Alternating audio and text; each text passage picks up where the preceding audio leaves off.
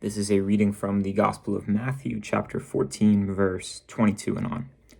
Immediately he made the disciples get into the boat and go on ahead to the other side, while he dismissed the crowds. And after he had dismissed the crowds, he went up the mountain by himself to pray. When evening came, he was there alone. Solitude, solace, and being alone, being quiet with yourself, with God. It can be incredibly difficult to do in this age, like with the phone, with I think my AirPods. My AirPods are right here. Like always having my AirPods in. So I want to talk about the value of this in building like a better life, especially, a better Christian life in prayer with God. So my freshman year in college, I did a silent retreat it was like 4.5 or 5 days of silence. So it was modeled off of, if you're Catholic, you would kind of know about St. Ignatius and the, what's it called? St. Ignatius. There's like a big 30-day silent retreat, spiritual exercises. That's what it's called. And so I did a mini version of it for 5 days.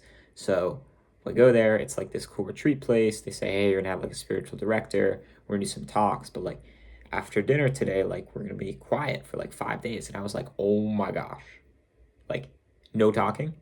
So I was a little nervous going into it. I was trying to like get everywhere that I could. Like I didn't really know the people there, and it didn't matter because it was a silent retreat. But like before, I was like right before they were like, all right, guys, it'll be like quiet in an hour. I was like talking to everyone I could get my hands on, and I was like freaking out. I was like, oh my gosh, like I don't know if I can be silent for 5 days, but I did it, and it was phenomenal, and by far one of the best things I've done for my spiritual life, being able to be quiet and not talk to anyone really for like 4 days straight.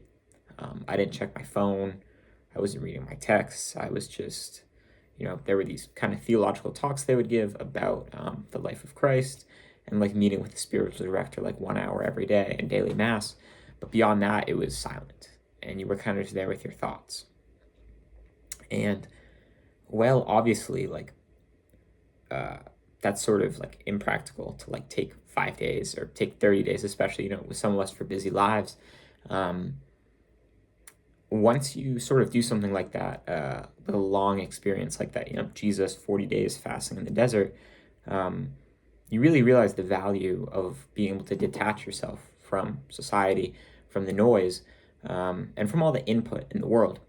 And it leads to a clearer mind. And frankly, it's easier to hear God. Like that's kind of what I would say in my experience. A clear example of this is, I forget what gospel reading it was, but this priest gave this homily talking about like noise and constantly like filling our lives with noise. And he was talking about, again, too, like AirPods or earbuds, like walking like through the center of a college campus. You look, people are walking to class, they're silent, but everyone has like AirPods or Beats in, and they're listening to music, a podcast, whatever. And one of my friends pointed this out to me. He's like, dude, like, come on, like all the time. And, my campus isn't that big, but a walk to class, like 8 minutes, you do 3 times a day, like to the dining hall, to the gym. That's like at least 30 minutes, probably more like an hour walking. Added up over time. If every time you have music in, or you're kind of dulling your mind with so much input. And one time I tried it. It was like, because I was so used to listening to music walking around, and I realized the one time it was like beautiful. I didn't do it, and I was walking kind of without music, without any input. And I just looked up and I saw this like beautiful like flock of birds flying down on this building. And I was like, man, like I really have been, I guess, kind of missing out on the splendor of the beauty of the world by constantly, when I'm walking, when I'm going somewhere, when I'm driving, attempting to entertain myself with music, with podcasts, with noise, and not allowing myself to, I don't know, like soak in the moment, soak in, especially like in nature, or like my campus, like it's very pretty.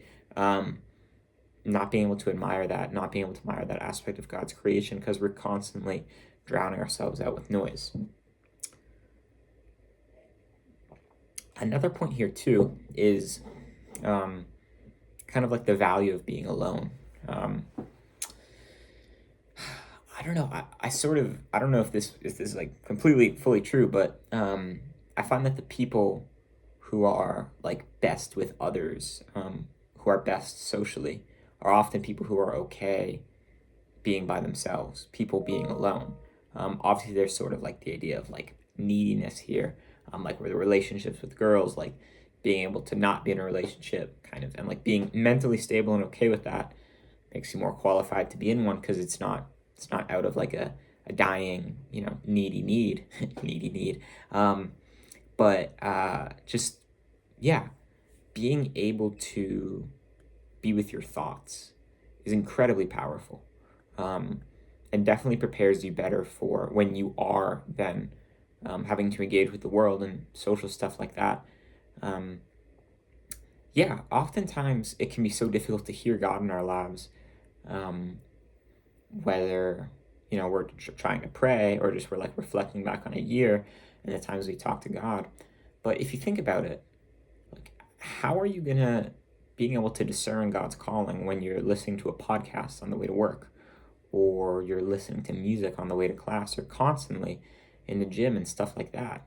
There is so much input that we, not even to mention like doom scrolling or YouTube shorts or Instagram reels or something like that. Um, there's so much input in our lives that we dull out God. It's kind of that simple. We dull out the voice of God. And again, not a voice necessarily as like Michael, like do this, like you messed up here, like do this wrong, but appreciating nature, appreciating like the beauty of birds and God's creation, the sun, like being able to walk in silence, and maybe then some more meditative prayer in that moment. But we really lose so much with so much input.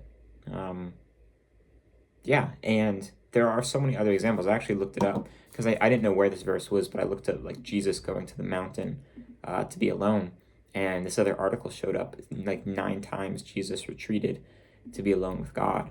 I mean, obviously we have at the end too, in the Garden of Gethsemane, he's alone for an hour with God, and his disciples fall asleep, which is kind of funny. Um, but yeah, before his public ministry too, he goes out in silence, alone, fasting in the wilderness, and he's tempted. I believe it says too, the Spirit drives him out into the wilderness. But there's a sense too of before his public ministry, he is, I don't know, obviously it's not like a retreat. He's going out to the wilderness. This says the Spirit drives him there, but he's fighting his mind. He's fighting the devil there, dealing with temptation. And through that, he's able to perform his ministry. So I think that's something we can model in our lives. And obviously, again, like if you work 5 days a week, you want to see your family and friends on the weekends, it's very difficult to find like 5 days of complete silence or 4 days of silence. But we can do our best to work in our lives, driving to work silently, walking silently, maybe with going music in the gym for sometimes. So yeah, trying to find ways to reduce the input in our lives so we can better hear God. God bless.